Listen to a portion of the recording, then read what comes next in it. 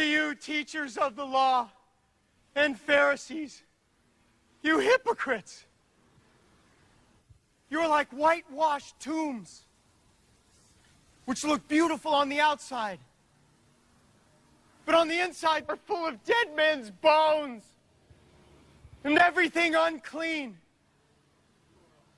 In the same way, on the outside, you appear to people as righteous, but on the inside, you are full of hypocrisy and wickedness.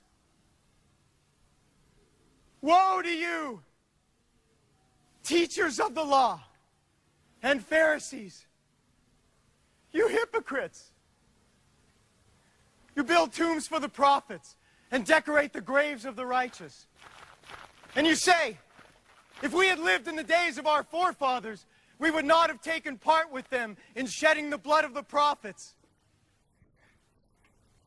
So you testify against yourselves that you are the descendants of those who murdered the prophets.